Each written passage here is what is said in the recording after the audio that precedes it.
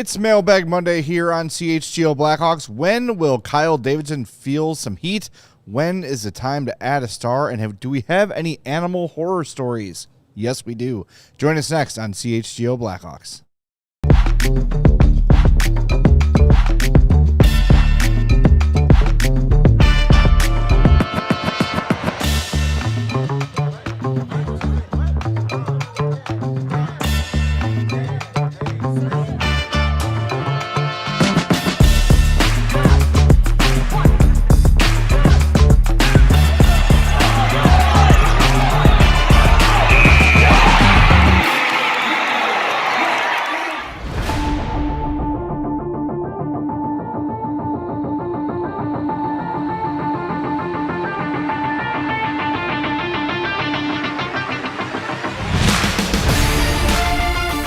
Mailbag Monday. Welcome into CHGO Blackhawks live from the Xfinity Loft. We are presented by Bet365. Download the app. Use our code CHGO365 when you sign up. Whatever the moment, it's never ordinary at Bet365. I'm Jay Zawaski. That's Mario Tirabassi. Chloe Thiel's here running the show as well. We're glad you're with us. Do us a favor, hit that like button. Be sure to subscribe to our YouTube page as well if you're watching us on YouTube. If you're a podcaster, follow or subscribe on your favorite app and turn on those notifications so you know as soon as a new episode drops, because we're always dropping mini pods. We're always dropping all sorts of extra goodies in there, so make sure you know when they're there. Dropping so much stuff. It like it's hot. Like our hands are made of butter. As the kids say. Yeah. Hey, before we begin, I want to call to everybody's attention, if they've not already seen it, the 1980 Olympic documentary on Netflix. Mm-hmm. I watched it this weekend. It is absolutely great. They have pretty much every surviving member of the team at Lake Placid sitting on the bench or in the stands, remembering the entire experience. Oh, that's cool. It was really well done. It's the most detail I've seen to the 1980 Olympic men's team in terms of documentary before. Mm-hmm. It was really, really good. And what stood out to me the most is how janky the Olympics were in 1980. Oh, sure. The speed skating in 1980 was outside of a high school. They just froze the ground, and they had the speed skating competition outside of Lake Placid. Oh my god! And they were showing the shuttle buses going from parking lots. No roads are plowed. It is the most. Wow. It is the most low budget Olympics you could possibly imagine. I mean, Lake Placid is a very small town. It's like a town of 3,000. Yeah, so I don't think that I would have never have thought that they had the infrastructure to host the Grand not, apparently. Olympics. But yeah, there you go. It's cool to see though, because that's funny. I mean, just the Olympics in general have come so far since then. But the documentary is great. They do a lot of. I think there's been a lot of praise heaped upon Herb Brooks, and he's treated as a beloved figure. They pretty much to a man hated him when he was their coach. In hindsight, they understand what he was doing, and they look back on it, and they also sort of express a regret that they never really got to know him personally. Mm-hmm. It's really, really good. So definitely recommend. I think it's about an hour and a half, maybe a little bit longer than that, but flies by. Tons of information, tons of footage I'd never seen before. Yeah. Really, really well done. So I think it's called Miracle: The Boys of 80. Okay. On Netflix. I do want to watch it. I haven't gotten around to it. Maybe tomorrow on the flight to Rockford, I'll watch it. flight. The flight's too short to watch an hour and a half, though. Well, flight there, flight back. That's Plus, true. I'm going Wednesday too. Yeah. Yeah. 4 flights. That's an inside joke for 3 people. So don't worry. The 3 people right here. No. Okay.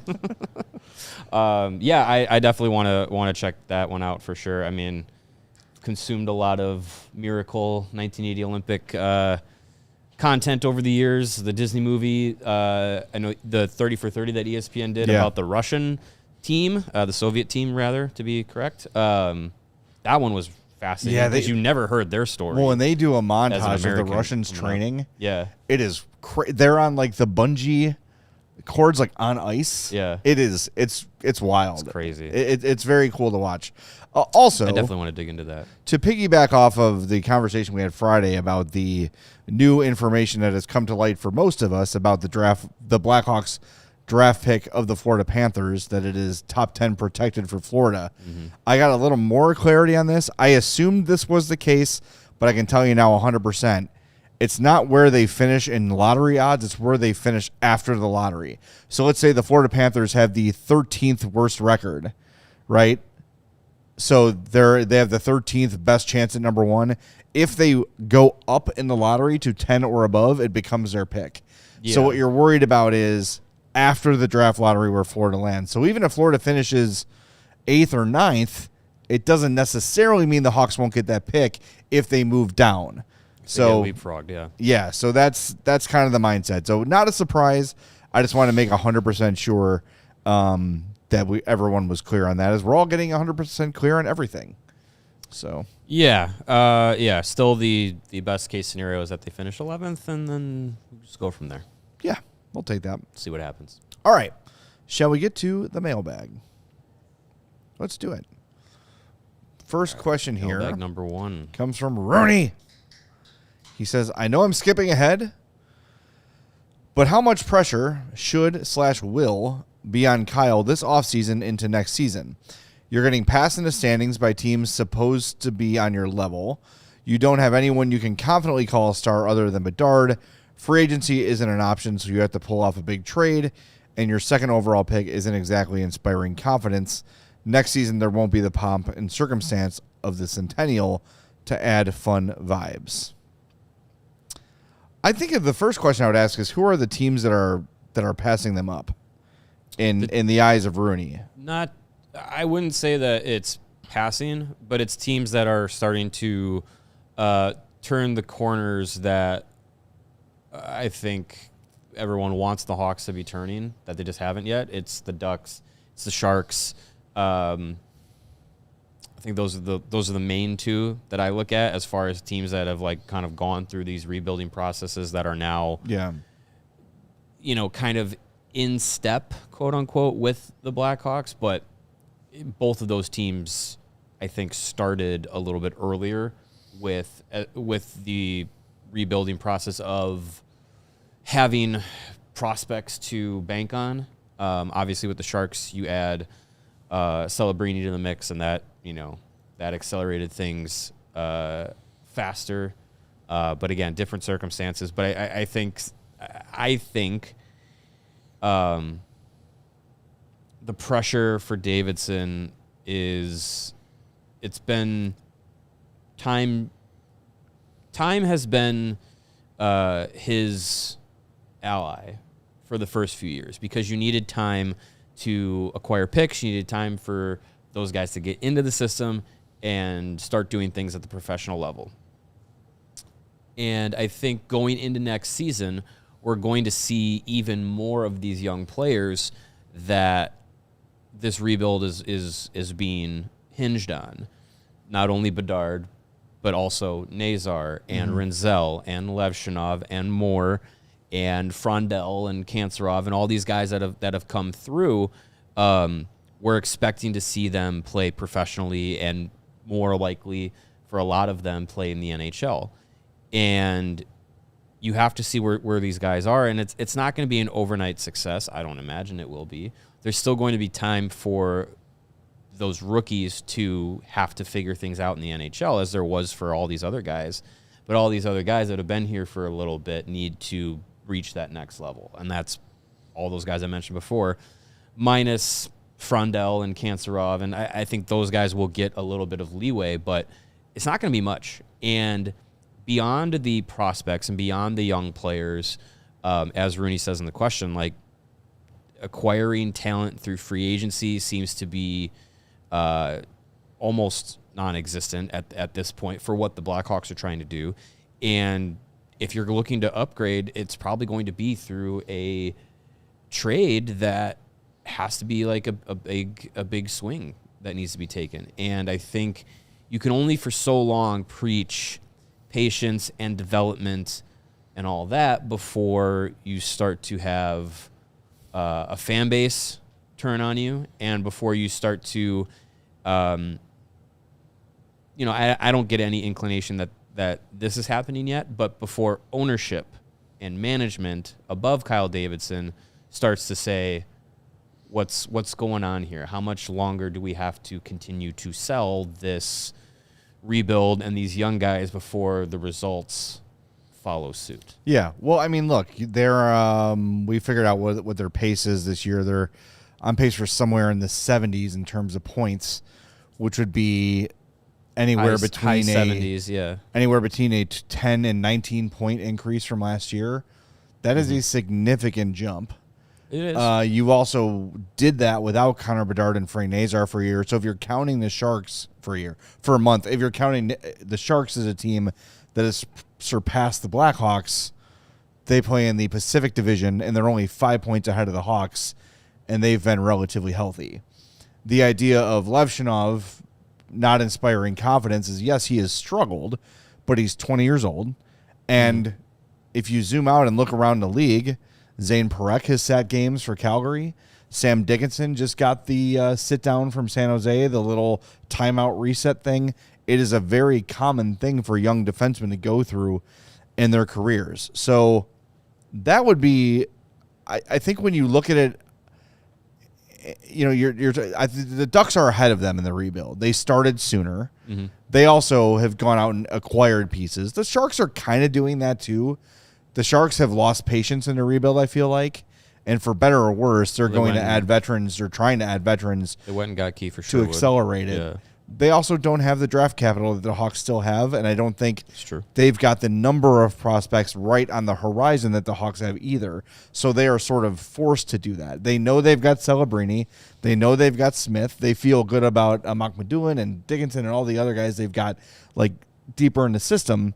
But in terms of like the number of top prospects that they have still on their way, like the Hawks, they don't have as many. So they probably feel and also, let's be real, the Sharks in San Jose don't have an original six heritage to fall back on. They don't have 3 recent Stanley Cups to fall back on.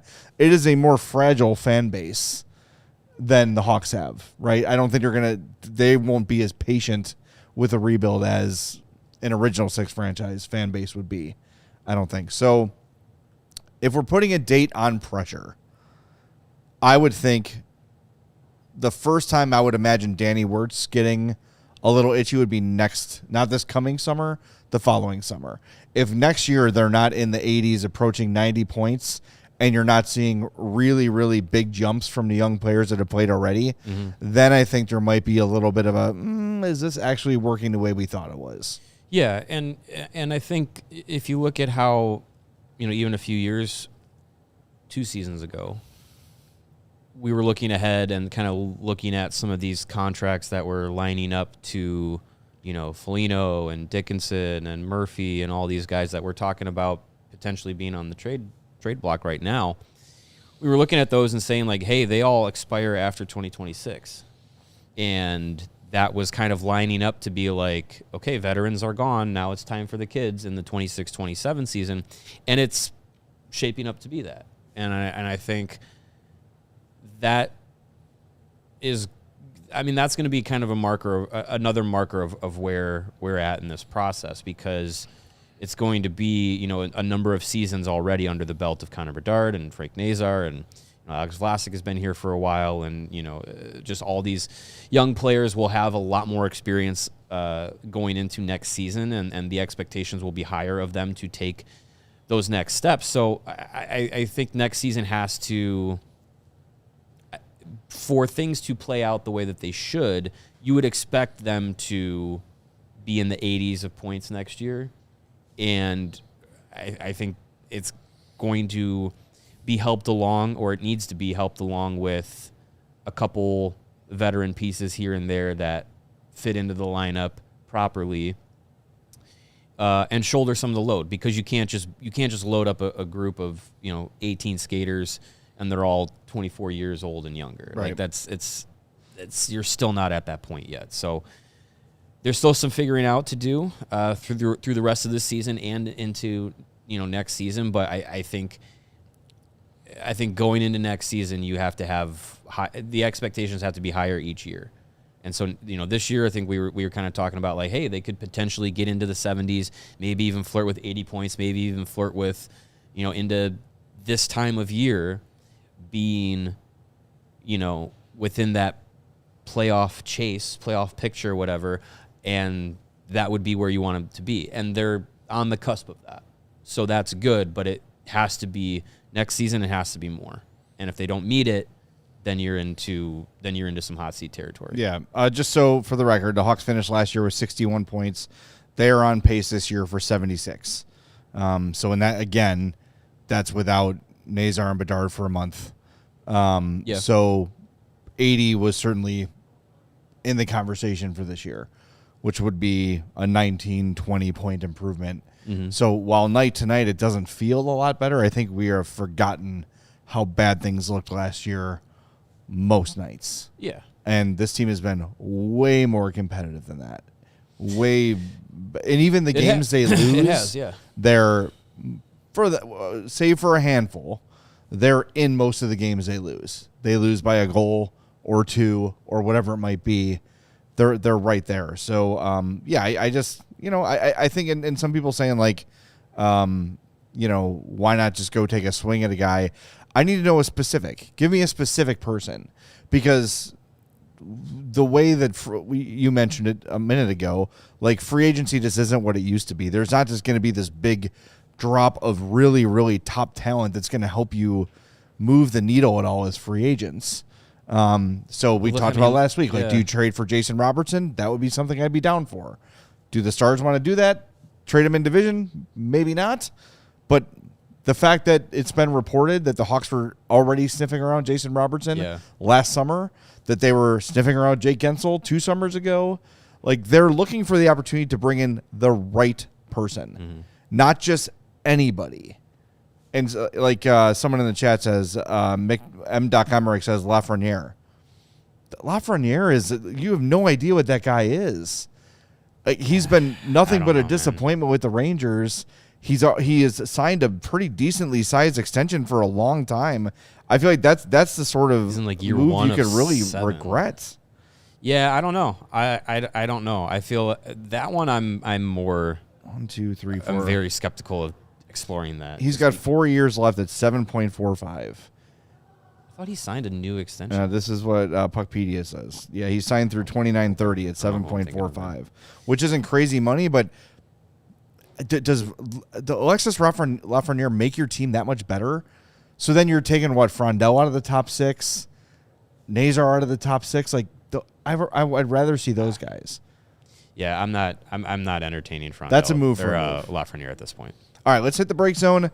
That was a long one question. Thanks. Hit that like button. Goes. And we got a bunch more to get to. And if you got one, super chat it up, or we'll try to tag a couple good ones in the chat as well. Talk to you in 2 minutes on CHGO Blackhawks. Whatever the moment, it's never ordinary at Bet365. And right now, new customers get $200 in bonus bets when they bet $5, win or lose. So sign up, use our code CHGO365. When you do, double your winnings on parlays with Bet365's 100% parlay boost. Download the app, use that code CHGO365 when you sign up. Deposit $10, place a bet for $5, and you'll get $200 in bonus bets if your bet wins or loses. And you can use those bonus bets on spreads, totals, player props, futures, and more. So whatever the moment, it's never ordinary at Bet365. You must be 21 plus to play. If you or someone you know has a gambling problem, crisis counseling and referral services can be accessed by calling 1-800-GAMBLER. And a reminder that this offer is in-app only. Winter is hanging around. Needs to make sure that your heater is up to the challenge. Your furnace needs to be tuned up, and if it's not, check out our friends at 4 Seasons Heating, Air Conditioning, Plumbing, Sewer, and Electric. Now is the time to make sure that your furnace is ready to go, because it's still going to be cold for a few more weeks. I learned that from Puxatawny Phil a couple weeks ago. Yes. So make sure you check out our friends 4 Seasons for all your heating, air conditioning, plumbing, sewer, electric needs, and generator needs. And if you are looking for a new furnace, those are starting at $39 a month, or furnace AC combos start at $57 a month with 4 Seasons. Your trusted local experts for heating, air conditioning, plumbing, sewer, and electric are 4 Seasons.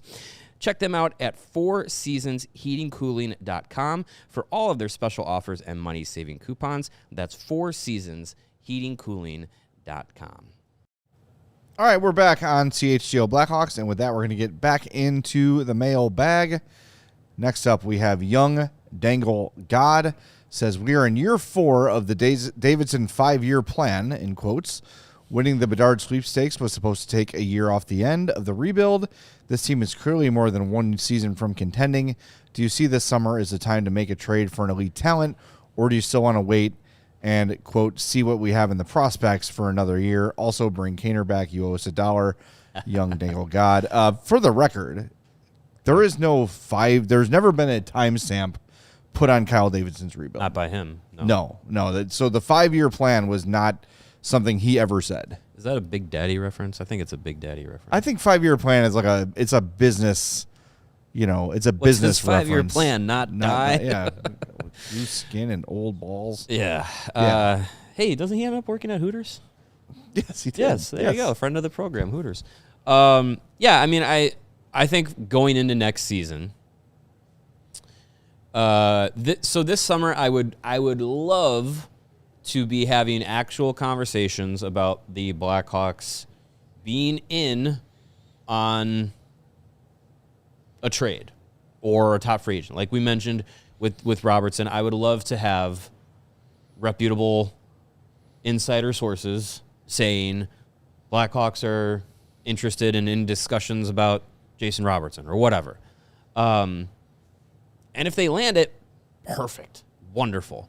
But I'm going into next season understanding that it's going to be a showcase of the young guys still, and it's going to be a team that's going to be focusing on the development of those players. Nick Lardis is a guy that we all liked seeing what he did at the NHL level this year. He's had a really good rookie season at both the AHL and NHL level so far. He's going to be in the mix next year again. We'll very likely see Frondell by the end of this season. He's going to be in the mix next year. Roman Kanserov is expected to be in the mix next year. Vanacker, Boisvert, Spellacy, those guys are expected to turn pro and be in the mix next year. So you're going to have a lot of conversation around those young players and going into training camp, seeing who's going to be ready for opening day, who's going to take a little bit more time. But that's my expectation for next year. If they add anybody else of consequence, I'll say, via free agency or trade, wonderful. I'm not expecting it, but that's what I hope to see is that they're in on it or they land somebody like that. Right. And like we said, they've been trying to get in on things that made sense in the context of the rebuild. Elliot Friedman, who's as plugged in as anybody, said they went for Jason Robertson last summer, and those are the ones we know about. Certainly, there are other ones happening that we are unaware of.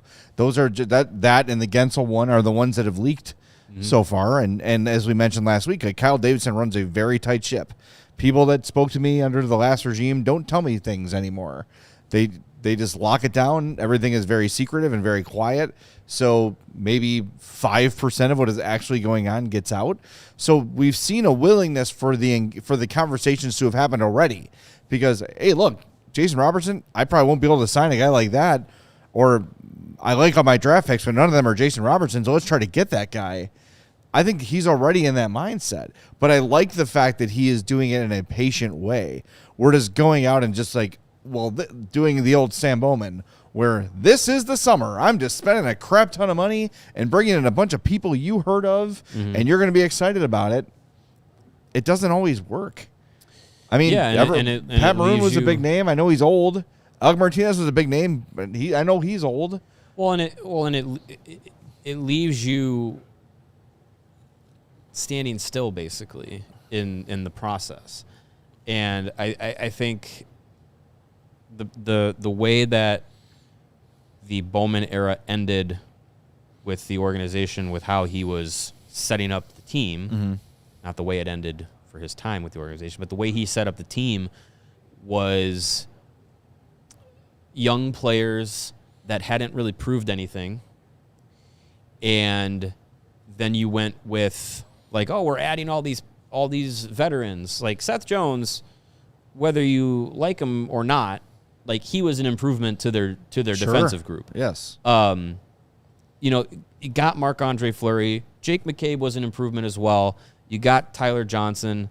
They went out and they made these moves for veterans to be like, let's put them with this young group that the organization believed in, but there really hadn't been any, show that there was hey, you're definitely going to love Kirby Dach and Adam Boqvist and Lukas Reichel and Philip Kurashev and all these guys. There wasn't really any foundation for those players. It was just well, they're young and they're here.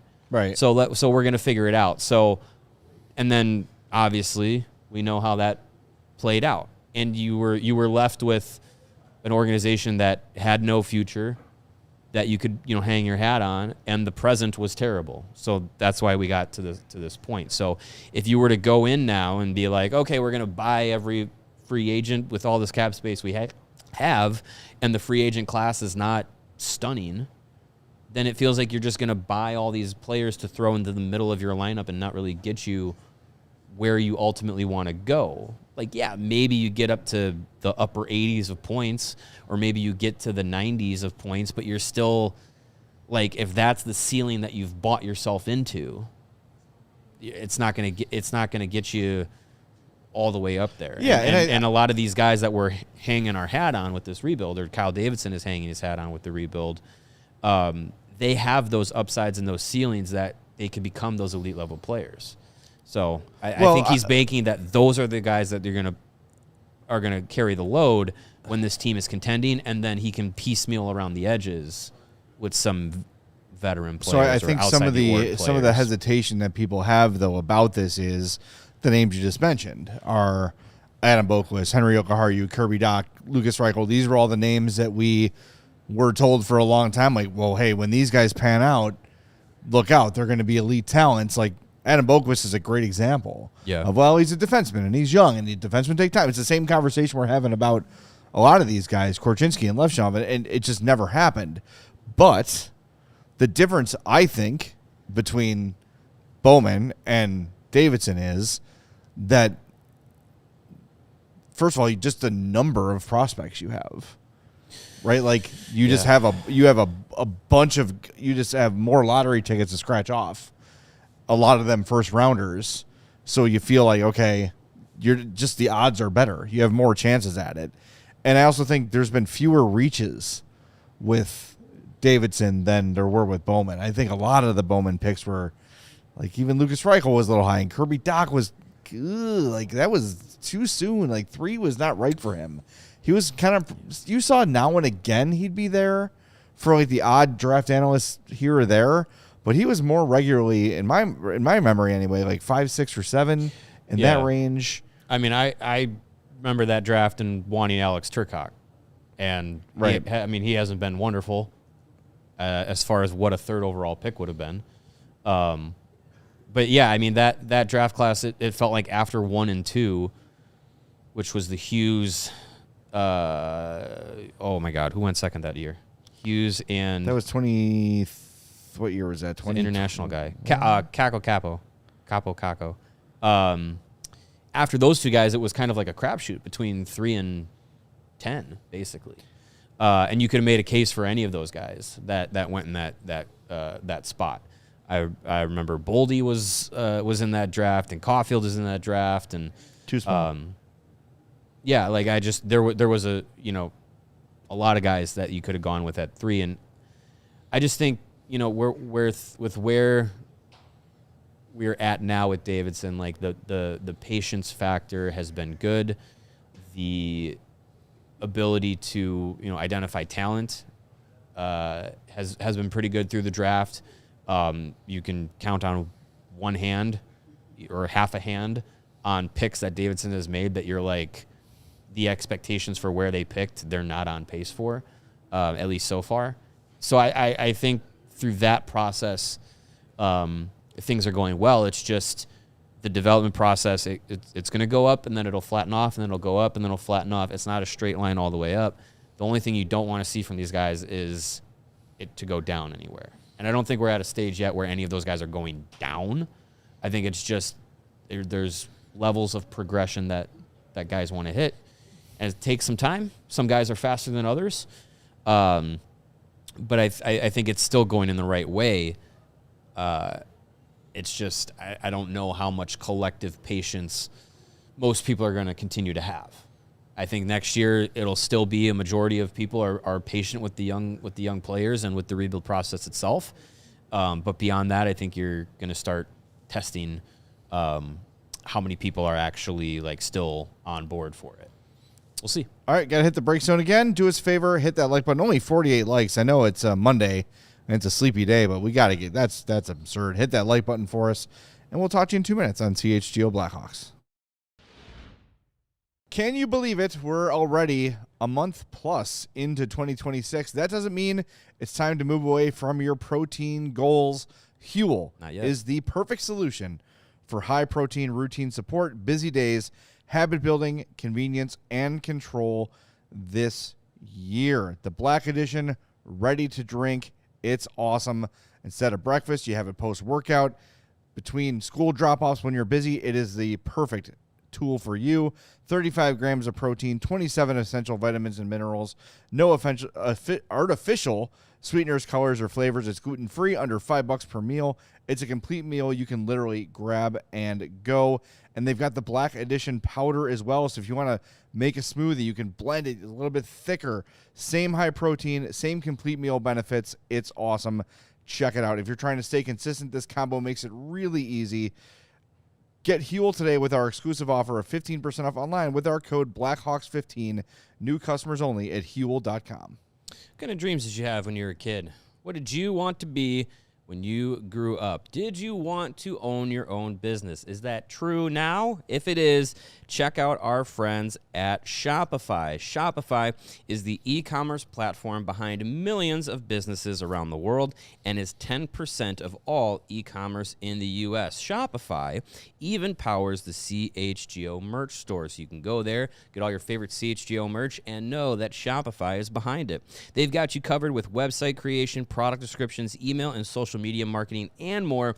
They also have AI tools designed to help you maximize sales if you're into that kind of stuff. So if you're ready to sell, you're ready for Shopify. Turn your big business idea into with Shopify on your side. Sign up for your $1 per month trial and start selling today at shopify.com/allcity. That's shopify.com/allcity.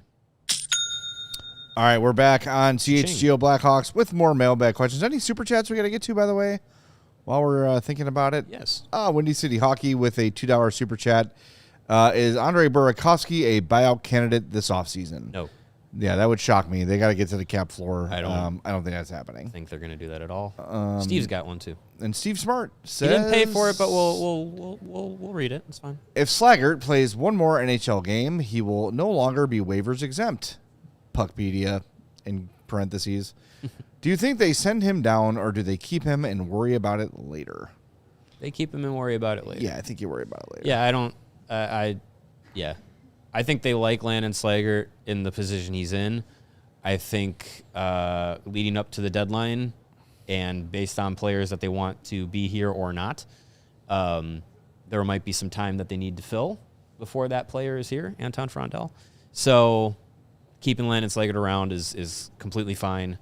I think they like his game, and I also don't think if they were to send him down through waivers, you'd have to worry too much about him getting plucked. I'm not no slight to him. I don't know how many of the other 31 NHL teams are chomping at the bit to grab him for free. Yeah, and as much as I love my Domers, he is...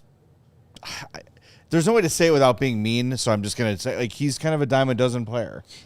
I like that he brings more speed than your typical fourth liner. Yeah. He has shown recently some offensive upside, like driving the net a few times. He's a fine young fourth line player. I think you're right, though. I don't see 31 teams chomping at the bit to get Landon Slaggert. And if you do end up losing him for some reason, okay, you've got a bunch of guys coming up in the system. Maybe everyone gets Samuel Savoie at that point.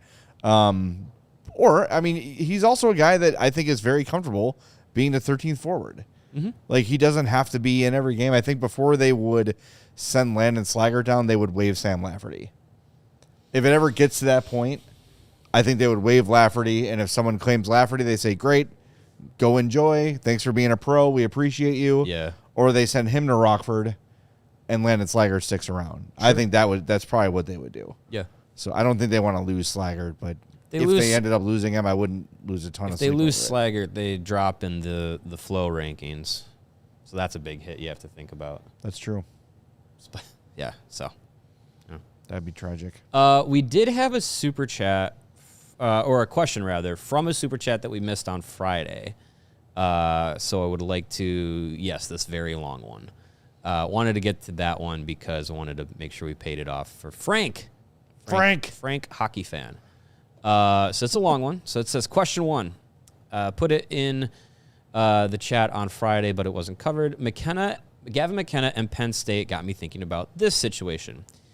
Terry Pegula, the Buffalo Sabres owner, has bankrolled the resurgence of Penn State hockey. He's likely the source of the NIL funds if, hypothetically, funds were paid to make this McKenna thing go away, quote unquote, allegedly. Pegula is the source of the money. If I was Pegula, I would be motivated to convince McKenna to stay 4 years and then sign with the Sabres. We need our hats from Chloe. After he graduates. Adam Fox did a version of this. This has happened in the NHL. What protects McKenna's drafting team in this case? Contrast to the NFL, Pegula also owns the Bills. Must be nice. It strikes me that there is no way the NFL would allow Pegula to get involved with Penn State football recruiting in the same way he recruits for hockey.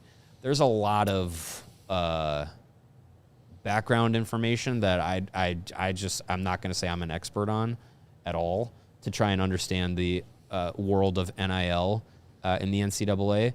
I will say I wish it was rolled out with more regulations and not just the Wild West of anybody can throw money rushed, anywhere. Yes. That's why we had a college football game out of it, so I'll take it. Sure. It's fine. Video game.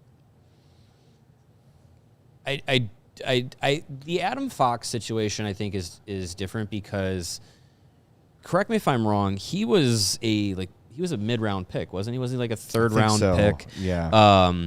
And I think he just didn't like the situation that was happening with Calgary, I think it was, and then eventually got traded. Yeah, he was 2016 third round, 66th overall with Calgary. Yeah. So then I think as his college career went on, he got a little bit more notable, and then was eventually traded and then got to the NHL. It's a different situation when you're a guy who's in the conversation of being the number 1 pick. It's very rare that number 1 picks decide to, skip not just 1 season after your draft, but let alone 3. So yeah, I don't think that would be the case for McKenna. I think it's probably best for him if he leaves Penn State as quickly as possible if he's drafted. Yeah. But yeah, it is odd that an active owner of an NHL team can funnel money to a college hockey program, and there's no hullabaloo about it. The NIL money for Gavin McKenna is $700,000. Must be nice. He will make that in endorsements the day of the draft. Well, I mean, what's he making in endorsements with Chiclets, right? He's already making money with them. His rookie contract's going to be $1 million a year anyway. So I don't think he's gonna. I don't think being paid in college to stay in Penn State for 4 years, have your draft rights expire, and then sign with the Sabres. I don't know if Terry Pegula's that influential of a person to do that over someone's career. I also don't know if he's that excited about going to the Buffalo Sabres. Hey, I don't know. I don't know. I mean, if Patrick Kane didn't want to go to the Buffalo Sabres, I'm not sure why Gavin McKenna would want to. Yeah, it's interesting. I like foil hat stuff, but I think Gavin McKenna is going to get drafted and make a lot of money in the NHL very quickly. I think he'll be just fine playing in the NHL and not going to, Econ 431 as a 22-year-old at Penn State. Yeah. It's an interesting question. I like it. Creative. Yeah, here for it. I'm here to entertain some of the off the beaten path theories here, but that one I don't know. But I mean, look, with the way that NIL is set up right now in college, like holy crap, and it's anybody's guess what is actually happening behind the scenes there. So Larry's asking for clarification on the NIL deal that McKenna has with Spit and Chicklets. I don't see the money. He's got it's merchandise. It's merch. There's a podcast appearance involved. Yeah, I'm sure there's good money towards it, especially now that they're on Netflix. But I forgot about that. Yeah, so there's some money there for them. But yeah, I still don't think that it's going to be money. Nah, I don't know the full details. It's probably not in the multi-millions either. I would imagine. No. Yeah, but it's more than I'm making. Yes. All right, next. What else we got? Oh, yeah. From Alex A. Swiss. What are your thoughts on the bias from the referees and the league's safety board towards the Panthers? For example, consider the Charlie McAvoy hit. It's clear that teams are not treated equally in the NHL. So if you missed it, Charlie McAvoy got his face smashed in by brutal. A Panthers player who's at the Olympics. I don't know his name off the top of my head, but I think he's on Team Latvia. Sandis Vilmanis. There you go. Vilmanis. And the hit is, it's a shoulder into the jaw. You've seen these hits a bunch. Left his feet, elbow up. Yeah, all that stuff. So I think I saw the stat that in the Panthers and Lightning brouhaha recently, how much the fines and the penalty minutes and all that stuff were so unequally leveled towards each team. Like, look, as we've had the theme of tinfoil hats recently on shows, far be it from me to poo-poo the idea that the NHL wants to make sure that the Panthers continue to be a team in the spotlight because of the players on the team, the success that they've had, and the place in hockey culture that the Panthers are in right now. So yeah, I'm not going to be surprised that penalties and fines are uneven. I don't think anyone should be surprised that the league favors teams. Look, we're on a podcast for a team that the league favors, right? Yeah. How many outdoor games have they had? How much spotlight has been put on the team?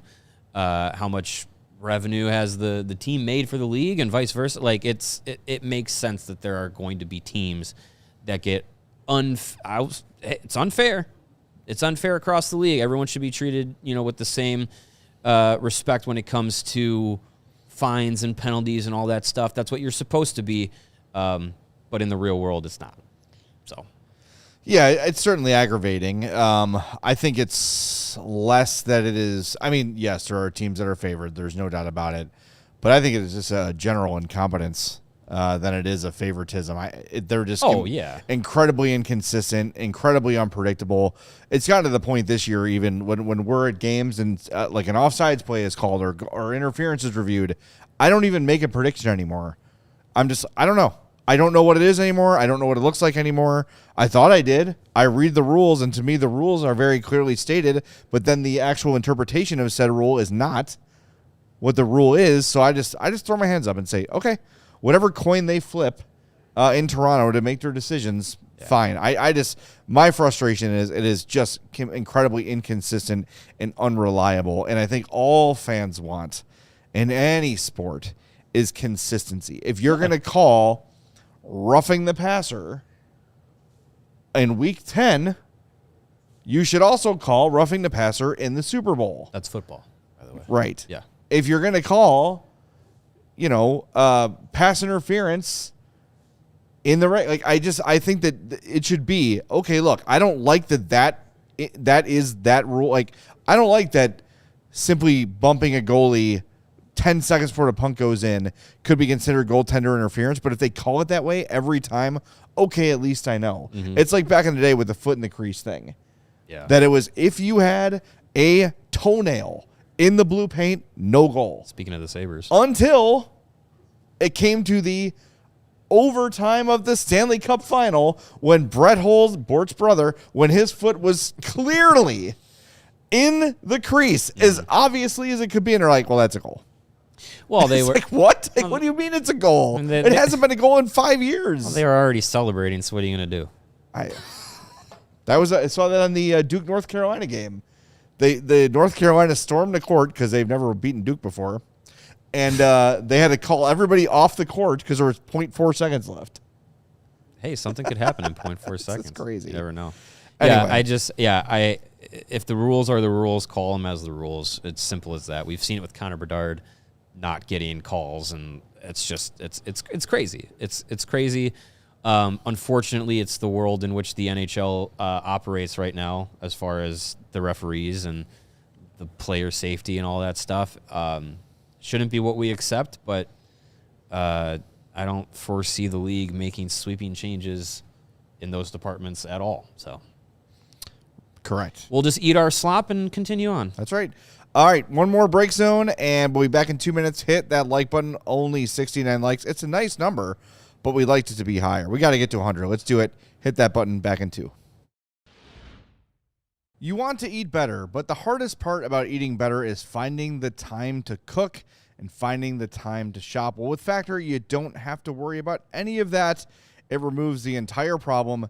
2 minutes, real food, and you're done. You're not failing at healthy eating. You're failing at having 3 extra hours every night. That is the truth. That's a you problem. With Factor, you get lean proteins, colorful veggies, whole food ingredients, healthy fats, the stuff you'd make if you had the time. They have 100 rotating meals every week, high protein, calorie smart, Mediterranean, GLP-1 support, ready-to-eat salads. It's great. Head to factormeals.com/CHGOHawks50 and use code CHGOHawks50 to get 50% off your first Factor box plus free breakfast for 1 year. This offer is only valid for new Factor customers with our code and qualifying auto-renewing subscription purchase. Make healthier eating easy with Factor. New Chevy models are in store at Ray Chevrolet, and it's your chance to shop hot deals all month long during their auto show sales event. Stop in today and drive home with 0% financing for 72 months on all new Chevrolet models. Or you can check out their selection of over 125 vehicles priced under $20,000. With one of the Chicagoland's largest Chevy inventories, you're sure to find the perfect vehicle for you. And as one of the top-selling Chevy dealers in the Midwest, they're able to keep their prices competitive, so you know you'll get a great deal. And Ray's Price Promise lets you shop confidently because the price you see is the price you pay. Go see for yourself. Visit our partner at their convenient location on Route 12 in Fox Lake. And don't miss out on their auto show sales event going on all month long for 0% financing for 72 months on all new Chevrolet models. Shop Ray Chevrolet in Fox Lake, or you can go to raychevrolet.com. They've been serving the community since 1963. Together, let's drive. All right, back to the mailbag we go. Chloe, do the honors. Rip that mailbag open. The one we haven't done yet. All right, let's do Warren Bedard's. Right. You want to do this one since I read the other one? Yeah, you got to zoom in for Gramps. For Unk. There we go. All right, Warren Bedard says, let's travel to make-believe land for a moment. Fun. In some weird manner of events, you're standing next to Gary Bettman. We'll put him in Bermuda shorts like we did at the draft. A puck comes flying in your direction, and with lightning-quick reflexes, you crouch and block the puck from hitting the commissioner. You crouch? Is it coming for his nuts? But maybe. He's kind of short. Ever grateful for you saving his life, he says you can change one thing about the NHL to be implemented next season. He gets fired. And he will approve it no matter what it is. What change are you making? And then as a side note, on Friday's episode of 32 Thoughts, a Hawks fan asked about the possibility of getting top 10 picks with the Hawks and Florida's pick, and Elliot never mentioned at all about it being protected. Still absolutely insane. No one knew about it until now. Well, anyway, we've been through that. The Gary Bettman thing. So you get one granted wish. Yeah. I'm going to work out a Notre Dame football style deal in which if the Blackhawks If they win 30 games in a season, they are automatically a playoff team. It's interesting. Every year. Because they were ranked in the top 10 all year and then didn't make the playoff. But Who, the Blackhawks? No, Notre Dame. Oh. And their only losses were to Miami and Texas A&M by combined single digits. This is exactly why I'm making this okay. rule. Okay. Great. I like that. Then the league can hate the Blackhawks even more. Oh, no. Fans can. Yeah. I'm going to the 3-2-1 point system. 3 points for a regulation win, 2 points for an overtime shootout win, 1 point for a shootout loss, and 0 points for a loss in regulation. Because regulation wins need to matter more. Mm-hmm. So I'm adding a 3rd point for a regulation win. Yeah. I would love to see what the standings would look like. I actually did this 2 years ago. I did it for ALLCITY.com, and it didn't change things all that much in terms of like the overall standings. The point totals were way different, but everything sort of shook out the same. I did it over three seasons. Yeah. But I just feel like it just feels more fair. Like there were a couple where I think the same teams made the playoffs, but in different orders. Okay. It didn't make as big of a difference as I thought it would, but it did make a decent difference. So I would just do that and the other thing too that doesn't measure is that if there is that 3rd point available, teams are going to be playing for it harder late in the game and at the end of the year. Yeah. So that stuff can't be factored in. I think there's a lot of teams that are like, hey, you know what? We're tied. There's 2 minutes left. Let's just survive till overtime and try to get the 2nd point there. Right. If there's a 3rd point on the line, I think you're going to see teams play harder. So that can't be quantified by crunching the numbers for what would have been if they got 3 instead of 2 for regulation win. Yeah. Larry says get rid of the loser point to wins only. I would be down with that as well. I would, in that mind, I would do 2 points for regulation, 1 point for an overtime or shootout win, and any loss you don't get anything. I would do it that way because I mean if you look at the standings, the top team in the league right now is the Colorado Avalanche. 37 wins this season, 34 regulation wins. The next amount of regulation wins, the next highest are the Lightning and the Stars at 28 each. So the Avs have 6 more regulation wins than anybody else in the NHL this season. And if you look at it, Panthers, currently outside the playoffs, have 23 regulation wins, 29 overall wins on the season. The Minnesota Wild, currently in the playoffs and 4th in the league, have 21 regulation wins. So they have 2 fewer regulation wins than the Panthers, but they are they're 17 points ahead of them in the overall standings.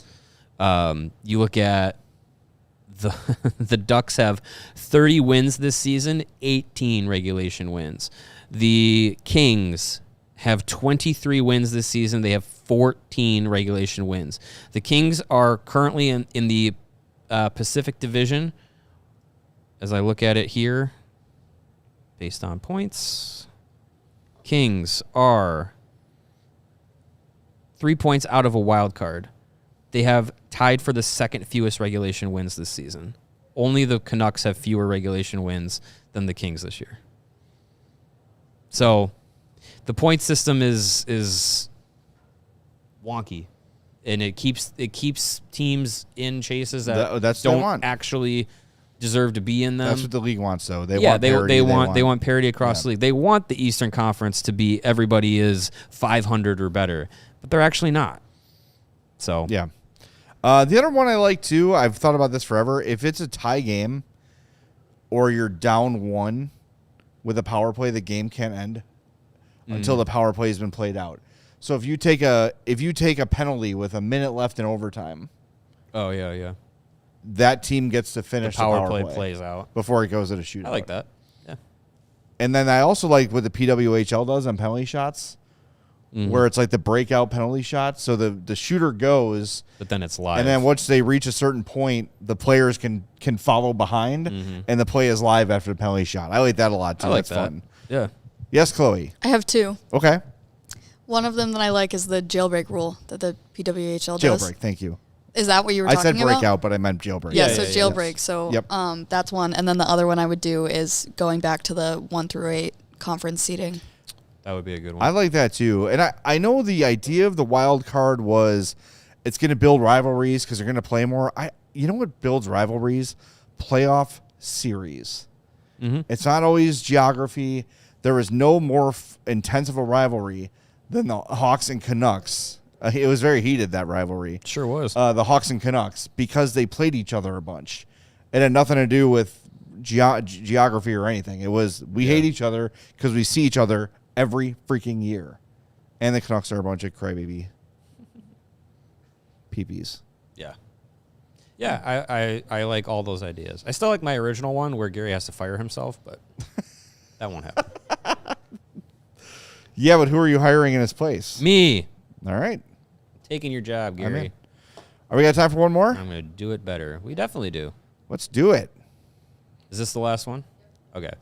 Alex, a Swiss, jumps in again and says, as someone who enjoys listening to 32 Thoughts, I'm wondering if you have any amusing stories about wildlife. Raccoons are not required. So for those that don't know, I haven't listened to the last two. Well, he's talked about it a few times. Elliot Friedman's grill has been infested by raccoons. Oh, God. So he's like, do I throw it out? Do I just wash it? Everyone's like, get a new grill. Yeah, You're Elliot Friedman, get a new grill. I have had two homes that, well, one was an apartment and one was a house I was renting that had mouse problems, and it was the worst. Ugh, the apartment we rented in Bridgeport was just like infested, and we did what we did, but it was a 3-flat, so it was just like we put traps out, and we put, but the other tenants didn't. So it was just over. There was one point where there was a mouse in bed with my wife and I, and our dog chased it out of her bed. So that was like the last straw. We've told the landlord we are not coming back and we are not paying until this is handled. Yeah. So we literally laid baby powder along all the walls. Yeah. And until we saw no footprints along the walls, we did not come back into the house. Oh my gosh. Yeah. But some of you may know I have a deep fear of possums. I hate possums. They're gross. They're rats from hell. They are ugly, and I hate them. The reason is, when I was in high school, I came home and I saw one. We had like a 6-foot like wood fence in my childhood home. And I saw one, and it was like looking away from me. All I saw was the body and the tail hanging off the fence. And I know this is, I would never do this now. I was an 18-year-old idiot. But I took a bat and I swung it at it because I didn't know what it was. I just knew it looked creepy and I wanted it away from my house. And I hit it, and it literally just turned its head like The Exorcist and went, and it has those black eyes and those sharp teeth. Ugh.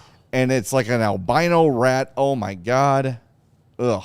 Man. So from then till now, when I see a possum, I get that like pit of my stomach feeling. I hate them. And then one night, this was last winter, or this winter actually, I heard my dog barking like crazy in the backyard, and I said, I just know what this is. I know I'm going to go out there, and there's going to be a possum. Because one day, I was mowing the lawn, and I was done. And then as soon as I finished, Hope saw a possum crawl out of a box and just like, whoop, whoop, whoop, like waddle off. And she's like, you walked past that box probably 50 times cutting the lawn. Yeah. And I walked past it 100 times.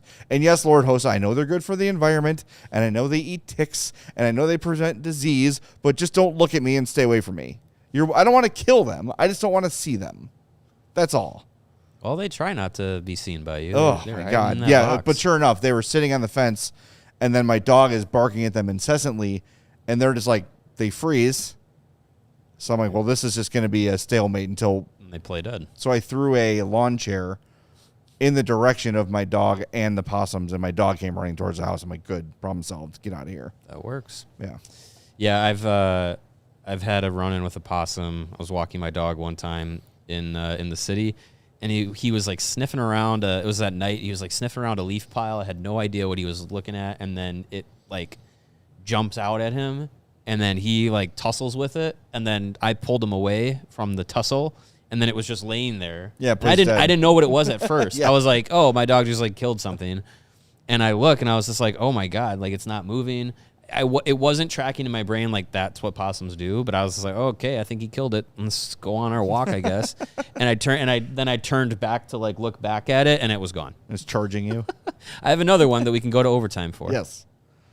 So this was during COVID, so the earth was healing itself because people weren't out and about. My wife and I were on the northwest side of the city, and we went through. I'm forgetting the name of the wooded park, like city park. It's got like a wooded walking path. But we went out for a walk, and I think so. This would have been like October or November, because it was chilly. It was fall, and we're walking down a path, and it's a wooded area, and I hear like a little bit of rustling in the woods like ahead of us. And I look, and I'm like, I don't really see anything. And it's like a hill that goes up to the path, right, from the trees. So I hear rustling. I'm like, I don't really see anything. Like, I think we're fine, whatever. And we keep walking, and I hear rustling again, and I'm like, this sounds closer. And so I try and look down the hill. I don't see anything. Not 10 seconds later, 2 deer come up over the hill right across our path, probably 20 feet away from us. And I was like, whoa. So stopped in our tracks. I was like, all right, deer, you can go on. And then 2 more come up the hill and join them. And I was like, oh, okay, 4 deer. That's fine. And I'm like, I think we can just kind of maybe back away. Don't want to walk through the deer, right? So they start going down the path away from us. I'm like, all right, fine. We'll just keep walking. So we keep walking, and then 3 deer come up the hill. Oh my God. And then 3 more come up the hill. And I have a video of it. I was gonna try and find it and send to Chloe, but I forgot to do that. But there was at one point 12 deer just in front of us. And I was like, I think we need to leave. Yeah. I think this is the deer's woods now. I think we need to leave. And so we very slowly backed away, made sure that there were no deer behind us. But yeah, it was just wow, because we were by ourselves. That's got to be, in the city, they're just so used to it. Yeah. That was like, we were at a wedding at Yosemite, and deer were just like walking among the people, like, hey, how's it going? They're just so used to people. Crazy. And then we were in it was at the Ahwahnee Hotel in Yosemite, which is so cool. Yeah. And the security guy was like shining a light in like these tall reeds. I'm like, what are you doing? He's like, there's a bobcat in there. I'm like, should we? He's like, it's fine. It won't do anything. I'm like, are you sure? He's like, it comes here all the time. That's crazy. It just hangs out. It's not going to attack anybody. But I have a cool deer one too. When I lived in Lamont, we lived in downtown Lamont, and every now and again at night I would take her with the baby when Addie couldn't sleep when she was real little. She's here today, by the way. She's running around somewhere with her little friends. I took her I take her to late night drive so she'd fall asleep. So if you go down Bluff Road, so like Lamont Road, and then head west down Bluff Road, there's a little tree farm. And it was a winter night, and it was snowing. And I'm like, I'm just going to pull over, let the car, idle so she falls asleep. Yeah. Out of this tree farm come a bunch of deer, and they start licking the salt off of my car. No. And I was like, is this real? Am I dreaming? Because I did wake up. Right. Because she was crying, wake up to put her in the car, take her for a drive. And they just walked up to the car and started licking the salt from my car. It was the most surreal.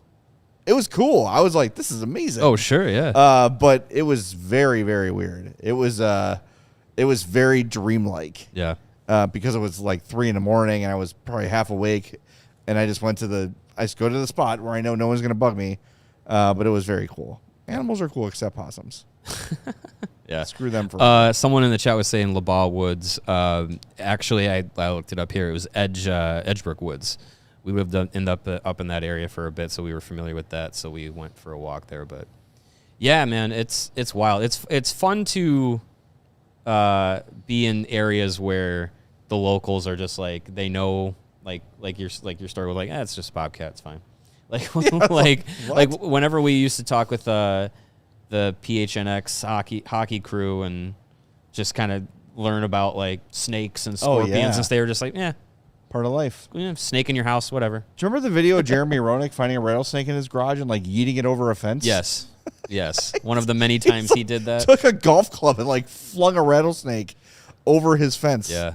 When you just get used to that style of wildlife around you. So. Yeah, you just figure out how to live with them. Yeah, and he also jumps on crocodiles. Somebody mentioned black bears too. The same thing at Yosemite. In Colorado. The same guard told us like, oh yeah, there was a black bear sleeping in that tree yesterday. Crazy. Do you have any animal stories from Colorado? I mean, I feel like this stuff doesn't really faze me because of all the wildlife. Like even in Boulder, all of our trash cans had to have a special lock on it because bears just walk around the entire time. Yeah. So like you'd wake up at night and there would be a family of bears outside of your house. You have just Tommy Harris going through your trash. Richard Dent. Chicago Brian Bears. Urlacher. Former Just Chicago going Bears. through your car, Yeah. tearing the doors off. Yeah. I would believe that. Yeah. That was the other thing at Yosemite, right? Don't leave any food in your car. Mm-hmm. And then we backed over a ketchup packet. We were in a In-N-Out burger. And my mother-in-law backed over a ketchup packet. She's like, we're going to die. They're going to tear the car apart. I'm like, they might. It's not my car. It's like I'm sharks good. with the scent of blood or something. Yeah. No, it is scary to go camping because you know that you'll see at least a few bears. Yeah. Bears are so cool. You're out there in their world. But scary. Ever see The Revenant? No. The Leonardo DiCaprio movie? Oh, man. Do not Cocaine mess with bear? bears. Is that what he you're gets talking just mauled by a bear. Yeah. And, a real bear. Yeah, a real bear. Oh. Also, something I've learned recently. Don't F with moose. Yeah, no, they're fast. With meese. They're huge and they're angry. They're fast and strong. Yeah. Yeah. Would not do that. See? The things you learn on this show. I'll tell time doesn't matter here. People naming random bears. Tony Parrish, Alonzo Spellman. Thank you. My mom guillotined a chipmunk when we went camping as a kid. On purpose? No. Oh, no. okay.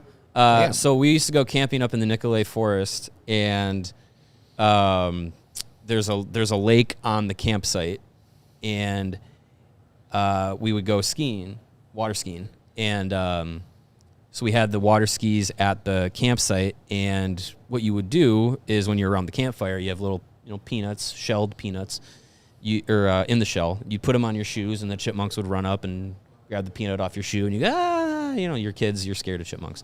And then one day, there's a chipmunk running around our campsite, and my mom's trying to just chase it away. She thinks it's gone, but she's just looking for it. It runs behind the wood pile, the chopped wood pile, and that's where the skis were. And so she's like making sure that it's gone. She lifts up the ski, doesn't see it, drops the ski down, boom. Oh, my God. French Revolution style. And at least it was quick. It's a story to this day that always circulates through my family about my mom killing the chipmunk when we went camping. Damn. So yeah, always make sure if you go camping and you attract chipmunks to keep your skis on the ground. All right. And you'll be just fine. All right. I hope you learned something today. Yeah, good stuff. We're back tomorrow. We should tell people about early show tomorrow. This week's schedule because it's going to be wonky. We're going to be on tomorrow at 11. Mario is heading to 11 a.m. Mario is heading to Rockford to cover the skills competition. AHL All-Star Week. Yes, and then Wednesday we're all going to be up there for the game. We're going to talk to Nick Lardis. We're going to talk to Kevin Korchinski. We're going to talk to Mark Bernard. That show, I believe we decided would be posted at 5:30. Around then? Yeah, so it'll be Wednesday night. It'll be a recorded show. You'll still be able to chat with each other and watch it as if it's live, but because of the randomness of the interview schedule, we can't just all do it all live. So expect Wednesday show, Korchinski, Lardis, Mark Bernard, and a whole lot more from Rockford. And if you're at the game, look for us. The three of us will be there covering the game, and Mario will be there Tuesday for skills. So we're going to be all over the place, all over Rockford. Should be a fun time. And look then, for me at Beefaroo. Thursday, normal show, but we'll be from home. Remote show Thursday. And then Friday, Greg's in. Friday, Greg is in for Mario at 3. So there's our week. And then next week we get into Olympic stuff. Yes. Which will vary based on where Team USA is. Yeah. So Games start Wednesday. First USA game is Thursday. For the men's, the women have been taking care of business so far. It's been fun to watch. Yes. I've been starting to get into the Olympic viewing.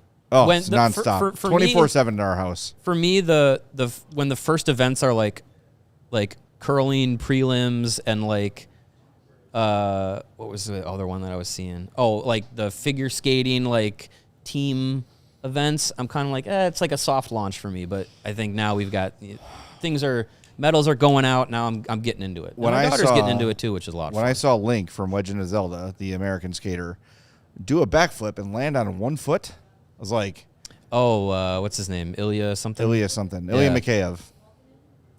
I don't know. Ilya Malkin? Sounds like a generated name. I know they call him the quad god because he does the 4 spins. But the backflip landing on one foot, it's impressive. That's pretty sweet. Lame. So I love the Olympics. Sign me up. Olympics is I'm a lot here of for fun. it. All right, we'll talk to you tomorrow at 11 on the CHGO Blackhawks podcast. We all silly like the mayor.